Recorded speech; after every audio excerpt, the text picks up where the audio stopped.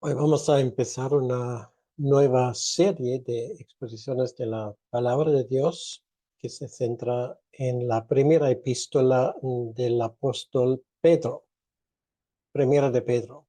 Es una carta que fue escrito por Pedro no a una iglesia determinada, sino a un grupo de iglesias en la parte occidental de lo que hoy es Turquía, lo que en aquel entonces se llamó Asia Menor. Entonces, el mensaje, aunque escrito hace 2000 años, es un mensaje que no ha perdido nada de su actualidad y de su importancia para nosotros hoy en día. Pedro empieza su carta mencionando ese grupo de expatriados, lo cual quiere decir gente que están fuera de su ambiente normal, su ambiente habitual. De esto vamos a hablar luego en el texto. De cierta manera, es una carta que se dirige universalmente a todos los creyentes de todos los tiempos, y esto hace de la primera carta de Pedro una carta particularmente importante y valiosa. Vamos a escuchar primeramente los primeros 9 versículos, primera de Pedro, capítulo 1, versículo 1 al 9, y el título de esta exposición de la palabra de Dios es Nuestra Salvación. Este es el tema de Pedro, un tema central, un tema fundamental para que cada creyente entienda lo que es la salvación. Dice así la primera carta de Pedro, a partir del versículo 1. Pedro, apóstol de Jesucristo, a los expatriados de la dispersión en el Ponto, Galacia, Capadocia, Asia y Bitinia, elegidos según la presciencia de Dios, Padre, en santificación del Espíritu, para obedecer y ser rociados con la sangre de Jesucristo. Gracia y paz sean multiplicados. Bendito el Dios y Padre de nuestro Señor Jesucristo, que según su grande misericordia nos hizo renacer para una esperanza viva por la resurrección de Jesucristo de los muertos, para una herencia incorruptible, incontaminada, inmarcesible, reservada en los cielos para vosotros, que sois guardados por el poder de Dios mediante la fe para alcanzar la salvación que está preparada para ser manifestada en el tiempo postrero, en lo cual vosotros os alegráis, aunque ahora por un poco de tiempo, si es necesario, tengáis que ser afligidos en diversas pruebas, para que sometida a prueba vuestra fe, mucho más preciosa que el oro, el cual, aunque perecedero, se prueba con fuego, sea hallada en alabanza y gloria y honra cuando sea manifestado Jesucristo, a quien amáis sin haberle visto, en quien creyendo, aunque ahora no lo veáis, os alegráis con gozo inefable y glorioso, obteniendo el fin de vuestra fe, que es la salvación de vuestras almas. Hasta aquí la lectura de la palabra de Dios, y vamos a hablar con Dios ahora. Nuestro Señor y Salvador, te damos las gracias por estas palabras preciosas con las cuales empieza esa primera carta de Pedro a los creyentes en Asia. Te pedimos, Señor, que lo que tú le diste a Pedro a escribir hace 2000 años también sea de importancia para nosotros. Ayúdanos a recibir esas palabras de inspiración divina de tu parte, con reverencia y también con curiosidad para aplicarlos a nuestras vidas. Te lo pedimos, Señor, en tu nombre. Amén. Creo que todos hemos tenido en algún momento la experiencia de ir a un país extranjero y si este viaje es para un par de meses, obviamente para nosotros es importante familiarizarnos con ese país. Si tú vas a un país solamente por una semana, realmente no vale la pena porque vas ahí allí. Si vas de turista, pues ves lo que hay, tomas nota, vas de un sitio para otro y luego vuelves a casa. No hace falta cambiar tus costumbres. Incluso si vas a cierto país y no te gusta la comida local, pues intentas acudir a un McDonald's que ciertamente te van a vender las mismas hamburguesas que en tu propio país. Ahora, si tú vas por más tiempo, pues obviamente la cosa es distinta. Ustedes saben que mi esposa y yo tuvimos casi 35 años en España, y esto ya es distinto, ya no es cuestión de estar allí de paseo, sino ya la idea es formar parte de ese país. Ahora, si tú no tienes ese horizonte de largo plazo, no hace falta realmente adaptarte. ¿Para qué vas a hacerlo? Por una semana que vas a pasar en un país árabe, me imagino que no vale la pena hacer un curso intensivo de árabe. No, no vale el esfuerzo realmente. ¿Por qué digo todo esto? Porque esta primera epístola de Pedro, la que vamos a estudiar en las próximas semanas y meses, pues está escrito como acabamos de escuchar a expatriados. Quiero decir, de gente que vive en otro sitio, que no es el suyo. En un momento vamos a hablar de esto. Y Pedro les habla en una situación muy difícil. En primer lugar, están marginados, quiere decir que no forman parte del lugar donde ellos están porque les consideran ahora cuerpos extraños. Y ahora la pregunta para ellos es, una vez que hemos llegado a conocer a Cristo y a ser transferido en cuanto a nuestra nacionalidad del pasaporte terrenal a un pasaporte celestial, vamos a seguir adaptándonos a este mundo o vamos a vivir de otra manera.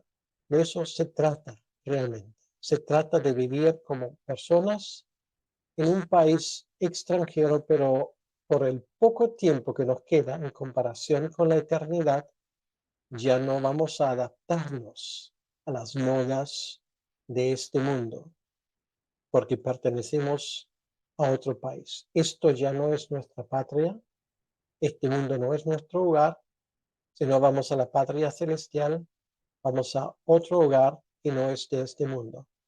Y esto es la realidad para el creyente. Y Pedro nos recuerda de esto.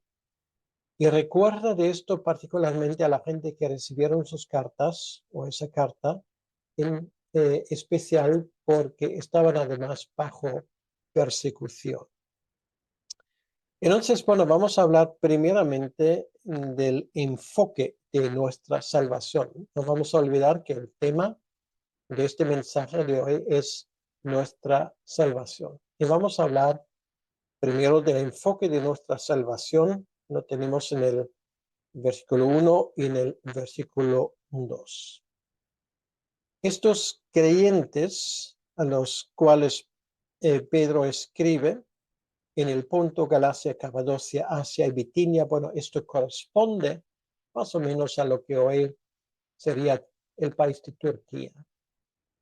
País donde unas cuantas iglesias había en el primer siglo y que tenían que enfrentarse a una persecución feroz de parte sobre todo de los judíos que instigaron a las autoridades locales. Hay una carta, por ejemplo, a los Efesios, hay una carta a los Colosenses, hay una carta a los Gálatas, y las tres iglesias están en esa zona a la cual también el apóstol Pedro se dirige en esa carta. Esos creyentes son como flores en medio del desierto y además de una especie muy peculiar. Se caracterizan por tres cosas. En primer lugar, son expatriados, dice aquí en el primer versículo. ¿Qué son expatriados? Expatriados son los que se asientan en una ciudad o región sin considerarla su sitio permanente. Un expatriado es una persona que por un tiempo, por ejemplo, por su empresa, es mandado a un país extranjero para dedicarse allí a un trabajo, pero luego van a volver. Estos se consideran expatriados. Y esto es exactamente, eso describe la situación de nosotros, de los creyentes. Y es muy importante que un creyente nunca se olvide de esto. Y repito esas palabras, este mundo no es mi hogar. Este país donde resido no es mi patria realmente. Hebreos capítulo 13, en el versículo 14, dice, porque no tenemos aquí ciudad permanente, sino que buscamos la porvenir. Si alguien se ha mudado tanto como un servidor, esa palabra cobra cierto sentido.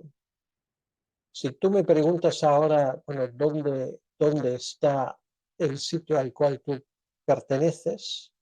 Mi respuesta es no lo sé. Yo he vivido en tantos sitios distintos, he dormido en tantas casas distintas, he aprendido unos cuantos idiomas, conozco muchas costumbres y realmente estoy en casa en cualquier país y en ninguno a la vez. ¿Por qué? Porque realmente me doy cuenta de que mi casa definitiva es el cielo. Sí, yo tengo un pasaporte de aquí con sus sellos y con sus cosas técnicas específicas para no falsificarlo, pero esto para mí es simplemente un poco de papel y plástico, no tiene significado ninguno para mí. ¿Y por qué? Porque esto no describe la realidad.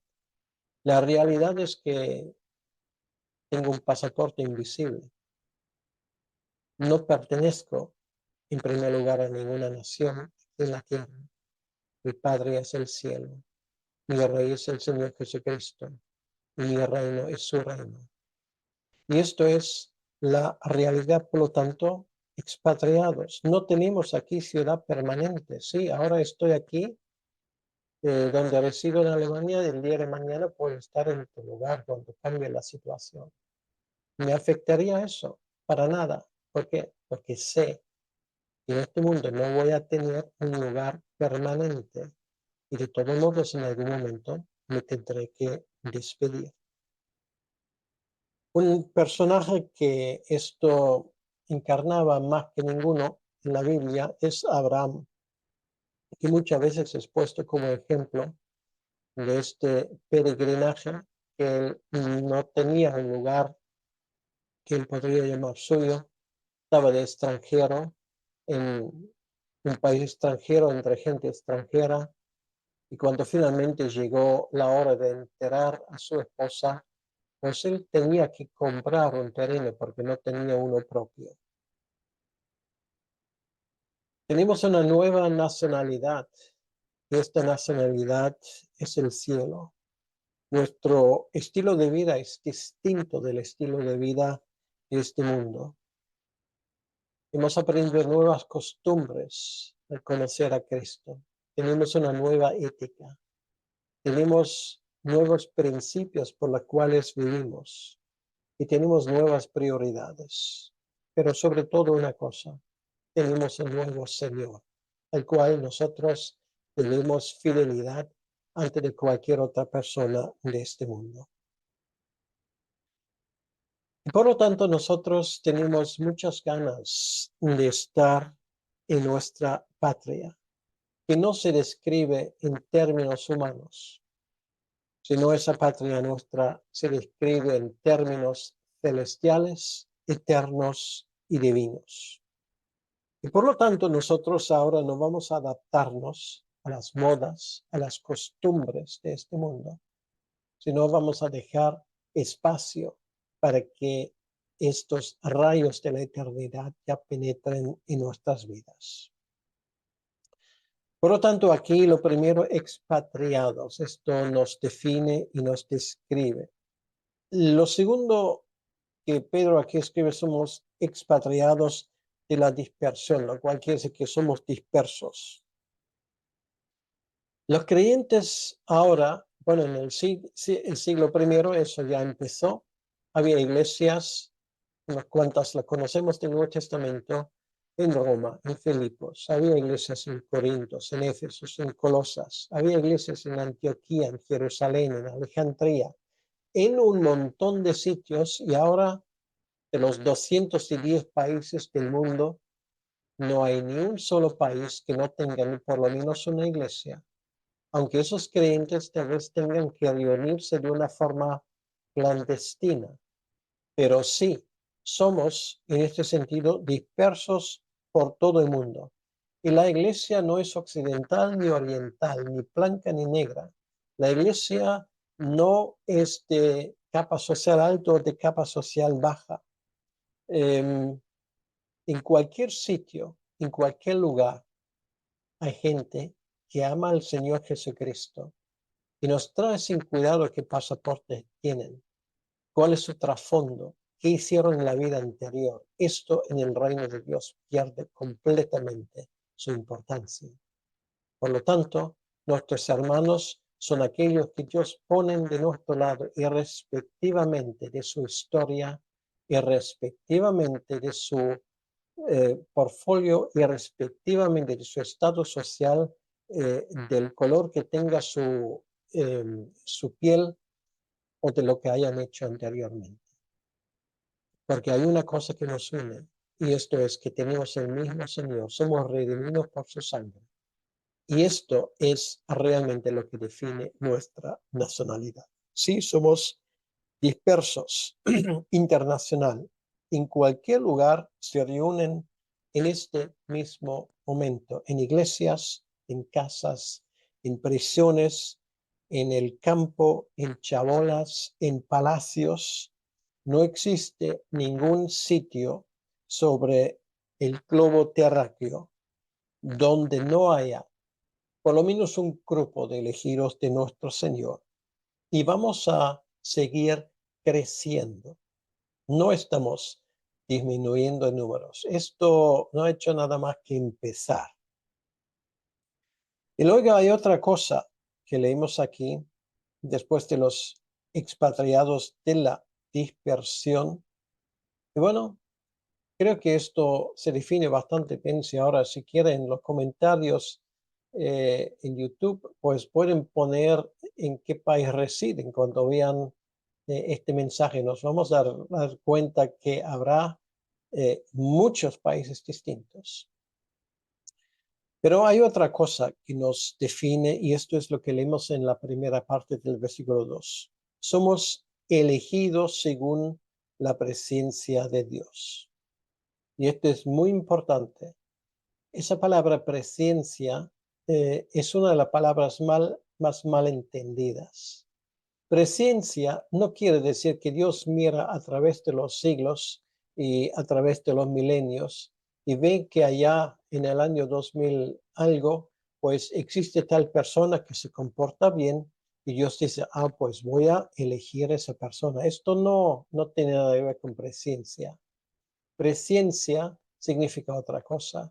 Presencia es un sinónimo, es una palabra paralela de este deseo eterno de que Dios ha puesto su mirada en cierta persona, pero sin que esa persona hubiese hecho nada para ganarse el favor de Dios. Esto es muy importante. Quiere decir, elegidos según la presencia de Dios, quiere decir, según su voluntad soberana, porque a través de los siglos se ha fijado en una persona que ni siquiera ha nacido en ese momento. Antes de crear a Adán, Dios ya pensaba en ti. Antes de crear a los montes que parecen eternos, Dios ya había pensado en ti, si eres creyente. Antes de crear el cielo y la tierra, Dios ya te tenía en su corazón. Antes de crear los ángeles, Dios ya se estaba fijando en ti. El creyente más simple, más sencillo, eternamente estaba en el corazón de Dios. Ahora, ¿cómo explicamos esto? Mi querido amigo, mi querida amiga, esto no se explica, esto se adora. Esto no tiene explicación. ¿Por qué ha hecho Dios? Él lo hizo porque lo quiso y tú disfrutas ahora de este inmenso privilegio de ser su hijo por la libre disposición y el libre decreto de nuestro Dios. Esto es la redención. ¿Qué puedes hacer? Pues vivir el resto de lo que te queda de vida aquí en este lugar y para el resto de la eternidad enteramente al servicio de este Señor que desde la eternidad se había fijado en ti. Esto es razón suficiente para gritar todos los días 1000 veces, aleluya, alabado sea Dios, porque esto no tiene explicación.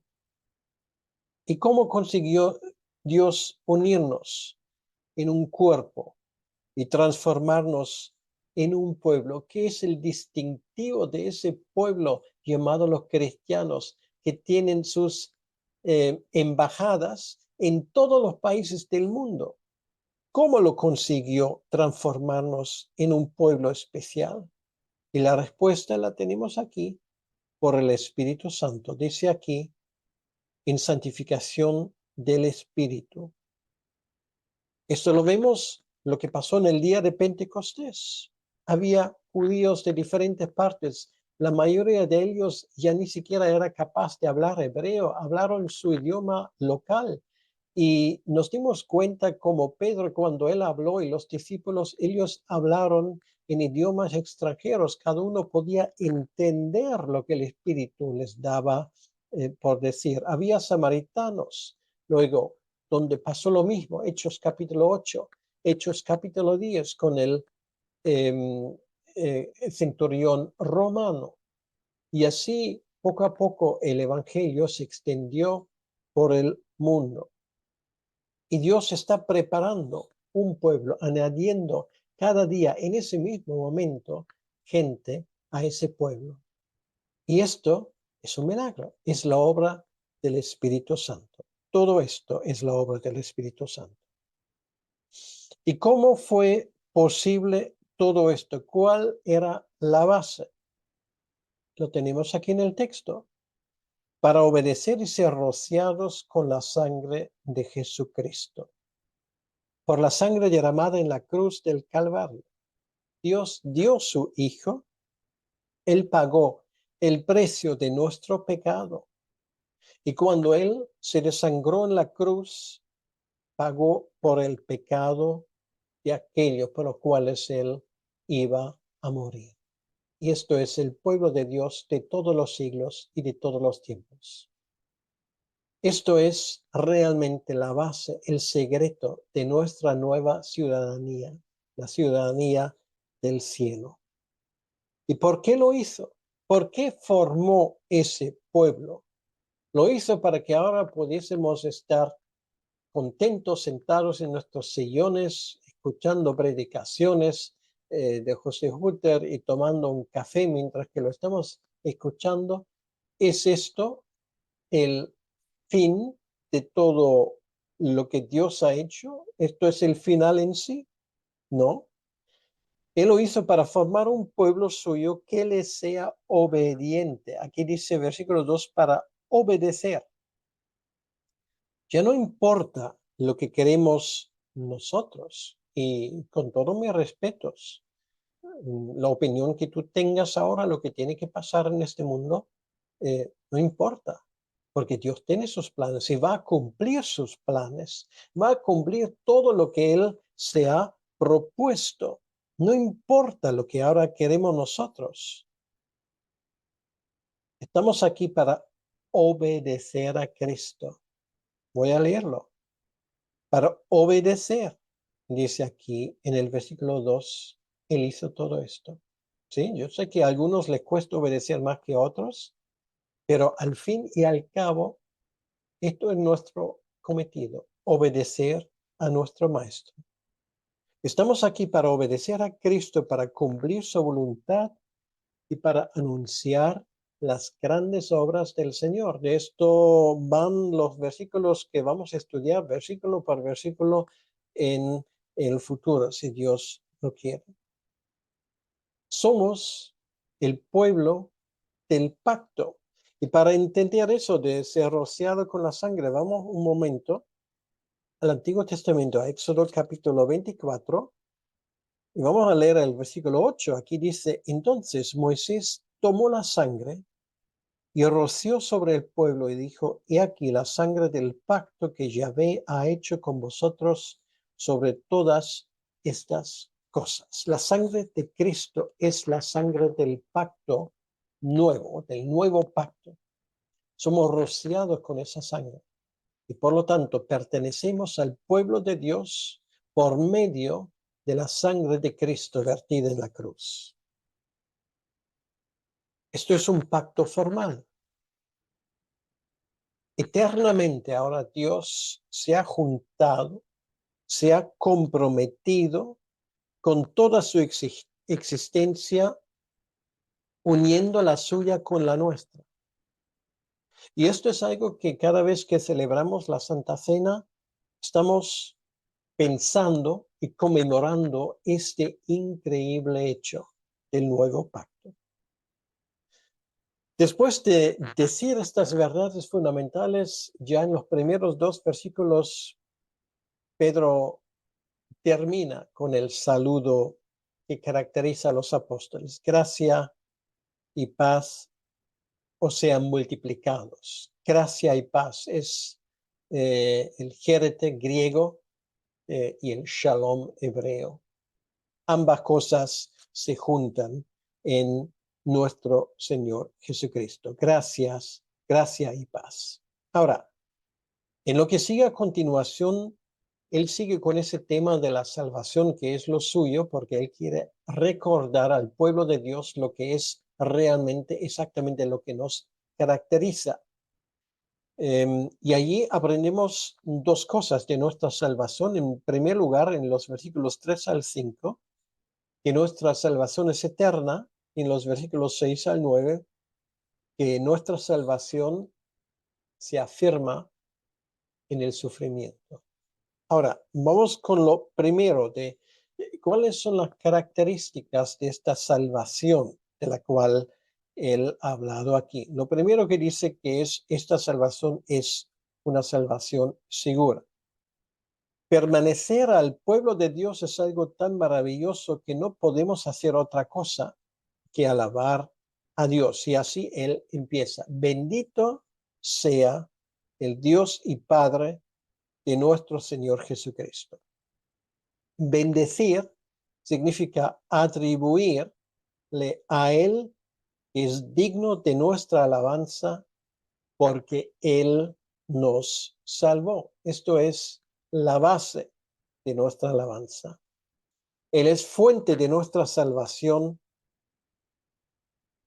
es su misericordia con la cual Él nos ha mirado y nos ha regalado todas esas bendiciones sin fin.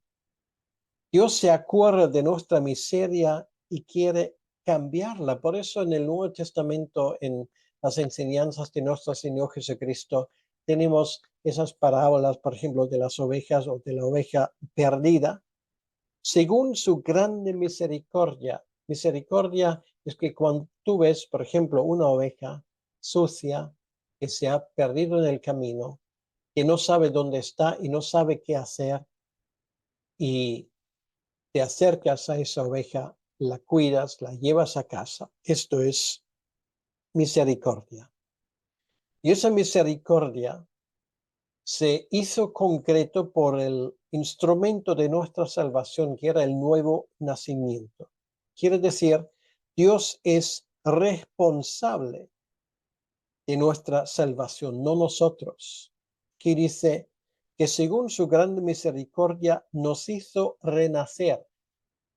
Tú no has escogido nacer, nadie te ha preguntado.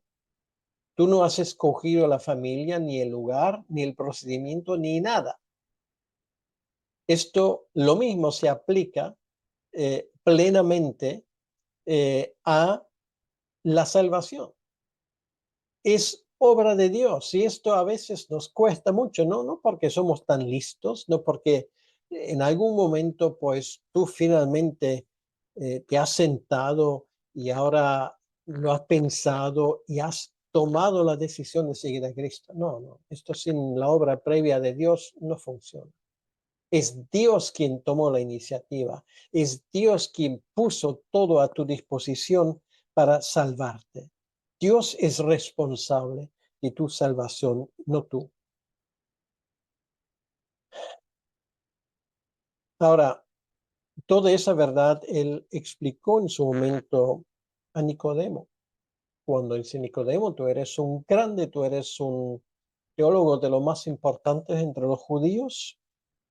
Pero Nicodemo, tienes que saber una cosa, tienes que nacer de nuevo, no hay otra manera. Y esta es una realidad que no empezó con el Nuevo Testamento, porque no hay que olvidar que cuando Jesús se dirigió a Nicodemo, dice, bueno, ¿tú nunca has escuchado de esto? Él habla de una verdad que Nicodemo ya debería haber sabido. Quiere decir que ya en el Antiguo Testamento no había otra forma de conocer a Dios salvo por el nuevo nacimiento. El primer resultado de un nuevo nacimiento es una esperanza viva. Dice aquí, nos hizo renacer para una esperanza viva. Cualquier esperanza que no tiene su base en Cristo está muerta. Por eso, cuando hablamos en términos humanistas de la esperanza de la humanidad, la esperanza de que encuentren una vacuna contra el cáncer, la esperanza de que vivamos al final 120 o 150 años, la esperanza de, pues, algún día abrir una sociedad justa, gobernado por gente justa, que son los mejores políticos. Bueno, todo esto es realmente absurdo. La Biblia habla de otra esperanza viva. Cualquier esperanza que no tiene su base en Cristo está muerta y es un engaño. Y esto es muy importante para que no lo olvidemos. No te fíes en gente que te promete el oro y el moro, como se suele decir, pero realmente te engañan y te llevan a derroteros equivocados. La garantía de nuestra salvación es la resurrección en Cristo. Y esto es un hecho histórico. Nos hizo renacer para una esperanza viva por la resurrección de Jesucristo de los muertos.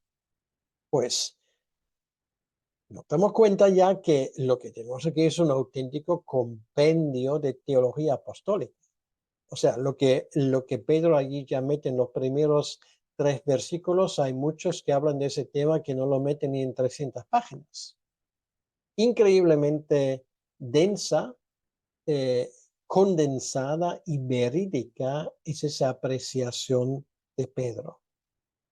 Ahora, él habla de las características de esa, lo que él llama herencia, que es nuestra salvación, la cual él habla aquí, que es el objeto de nuestra esperanza. O sea, si tú tienes esperanza, ¿por qué la tienes? Porque te fijas en lo que Dios ha hecho por ti, tu salvación, y esta salvación es tu herencia y nadie te la puede quitar, fíjate tú.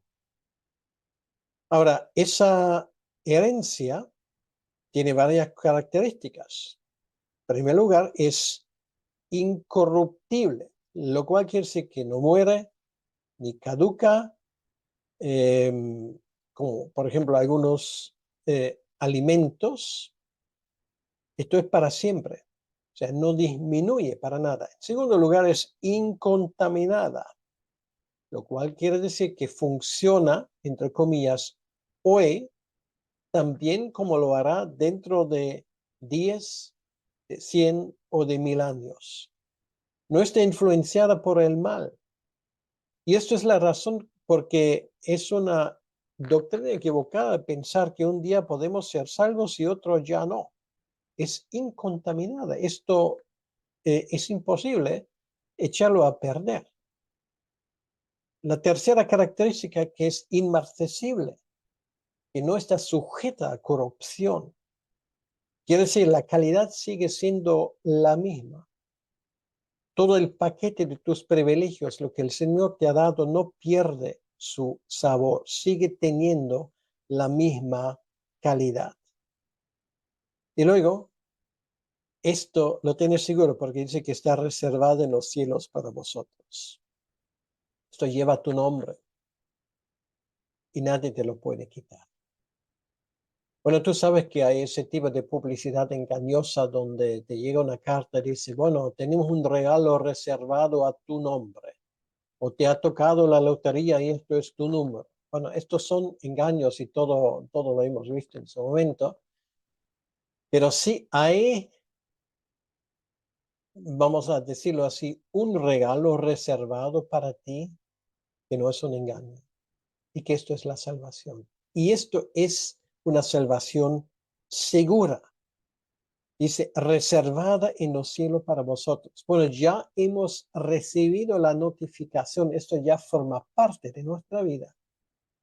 Y cuando entremos por la puerta de la muerte, paso desagradable, enseguida nos veremos inundados por la realidad de esa herencia. Esto es algo fantástico. Y de verdad nuestro corazón se debe de llenar pensando en esta salvación. Lo tienes reservado, nadie te lo va a quitar.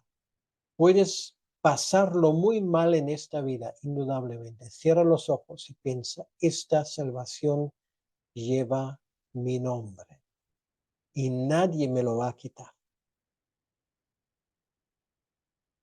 Ahora, aquí dice en el versículo siguiente que está reservado en los cielos para vosotros, que sois guardados por el poder de Dios. La fe, nuestra herencia, lo que recibimos, está guardado por el ejército más fuerte contra cualquier intromisión. Esto es la imagen, la que tenemos aquí de una guarnición militar vigilada por soldados constantemente. Es lo que en castellano se dice cuando se dice es una verdad como un castillo, pues tu salvación eterna es una verdad como un castillo. Quiere decir, esto es uno de los versículos que nos dice claramente que el creyente es guardado por Dios, que sois guardados por el poder de Dios mediante la fe. Y Pedro sabía de esto. Él sabía que en su momento más terrible, cuando él negó al Señor, él no había perdido la fe. Esa fe quedó viva en él para finalmente alcanzar la salvación que está preparado para ser manifestada en el tiempo postrero. Bueno, Pedro ya estaba muy cerca de esto. Dentro de poco él iba a ser ejecutado. Esa plena revelación de nuestra fe nos espera cuando estemos en la presencia del Señor, y esto puede ser en cualquier momento. El creyente también tiene que pasar por la puerta de la muerte, pero para el creyente esto será gloria finalmente. Por esto la muerte ha perdido para nosotros su terror. Esa vida seguirá y seguirá en términos inimaginables. Que sepas una cosa, esta esperanza nadie te va a quitar y esto te va a dar fuerza en los momentos más funestos, más terribles de la vida para seguir adelante. Posiblemente en este momento lo estás pasando mal, pues sepas una cosa, por favor. Si eres creyente, llegará el momento cuando en este valle de lágrimas, donde ahora tienes que pasar, va a penetrar la luz que finalmente va a dar paso a una gloria inimaginable para ti. No lo olvides, no lo olvides jamás. Y finalmente, lo segundo, esto es el tema con el cual también vamos a terminar, esta salvación se afirma en el sufrimiento. El sufrimiento y nuestra salvación son dos temas que para Pedro son una constante en esta carta. La iglesia a la cual él se dirige es una iglesia bajo persecución. Sufrieron por la fe en esa zona de lo que hoy es Turquía. Tenía muchos problemas. Ahora, ¿cuál es la actitud correcta en medio de estas tormentas de nuestra vida? Lo que Pedro escribe puede sorprender. Dice en el versículo 6, en lo cual vosotros os alegráis, aunque ahora por un poco de tiempo, si es necesario, tengáis que ser afligidos en diversas pruebas. Muy interesante esto. En medio de las diversas pruebas para el creyente prevalece la alegría. Lo que él dice aquí es alegrarse sumamente. Es una expresión muy fuerte de alegría en lo que usa él aquí. Y esto quiere decir una cosa. Nuestra alegría no depende de las circunstancias, sino de la realidad de nuestra relación con el Señor. Tú puedes estar alegre en medio de pruebas terribles. La causa de nuestra fe tiene que ver con las realidades espirituales, no con lo que nos rodea. Sí, a veces pasamos por pruebas y a veces esas pruebas son múltiples y muchas, pero que sepas una cosa, si tienes que pasar por pruebas, sabes que es por poco tiempo en comparación con la eternidad. Y en segundo lugar, que sepas que esto es la voluntad del Señor. Aquí dice si es necesario. ¿Quién decide que es necesario? Pues es el Señor. ¿Para qué sirve el sufrimiento? ¿Qué lugar tiene el sufrimiento en el programa de Dios para con nosotros? Pues Pedro lo dice en el versículo 7. Para que sometida a prueba vuestra fe, mucho más preciosa que el oro, el cual aunque perecedero se prueba con fuego, sea hallada en alabanza, gloria y honra cuando sea manifestado Jesucristo. Quiere decir que, en primer lugar, lo que hace la prueba es que comprueba la autenticidad de tu fe. En segundo lugar, para que eh, tengas constancia de la veracidad de tu fe. ¿Cómo sabes que un barco sirve para algo? Pues un barco pone de manifiesto que sirve para algo cuando sobrevive la primera tempestad. Y esto es lo que tenemos aquí. Realmente las pruebas demuestran no que puedas fallar en la fe, sino que tu fe aguanta la prueba. ¿Sabéis dónde se alaba al Señor con más fervor? Porque aquí se habla de esa consecuencia. En las prisiones, en los campos de concentración, en los países donde hay persecución. Allí la alabanza del Señor está más viva que nunca. Y nuestra alabanza sube más pura al Señor cuando cruzamos los valles de lágrimas más alto. Se escucha la alabanza que en los pastos verdes. Y ese crecimiento en el amor para Cristo es reconociéndole como fuente de plena alegría. Nuestra alegría no está en las circunstancias, nuestra alegría está en Cristo, a quien amáis sin haberle visto, en quien creyendo aunque ahora no lo veáis, os alegráis con gozo inefable y glorioso. Mira, querido hermano, querida hermana, nuestro gozo, nuestra alegría, no está en las circunstancias, no está en el hecho que tengas una casa pagada, no está en el hecho de que tengas un carro en el garaje, no está en el hecho de que tengas hijos y que además son sanos y salvos. Esto no, esto también todo puede ser causa de alegría, pero tu causa de alegría verdadera es Cristo. Cristo, a quien amáis sin haberle visto. Esto es el amor de tu vida, en quien creyendo, aunque ahora no lo veáis, os alegráis con gozo inefable y glorioso. Imagina que tú en algún momento le vas a conocer de cara a cara. Nosotros hablamos de que hemos conocido a Cristo personalmente, sí, esto describe, pero llegará el momento cuando le vas a tocar, cuando le vas a hablar y Él te va a hablar a ti. Y créeme, esto no tiene comparación con nada de lo que has vivido hasta ese momento. Y finalmente dice, obteniendo el fin de vuestra fe, que es la salvación de vuestras almas.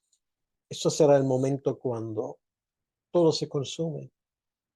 Todo por lo cual hemos esperado y luchado se verá finalmente cumplido en Cristo. Ahí se cierra esa panorámica de la fe que Pedro nos pone por delante. Esta es nuestra esperanza en las persecuciones, en las enfermedades, en los momentos difíciles, en los desengaños de la vida, en las decepciones. Nuestra alegría es Cristo y Cristo solo. Y quiero animarte en este momento que recapacites, que no pongas tu esperanza en ninguna otra cosa que no sea Cristo. Vamos ahora. Señor, te damos las gracias en este momento por tu presencia entre nosotros y pedimos, Señor, que tú bendigas la predicación de tu palabra para que tú nos hables y que veamos que esa salvación es real y que es además tu presencia y tu persona nuestro regocijo auténtico. Señor, te lo pedimos en tu nombre, para tu honra y para tu gloria. Amén.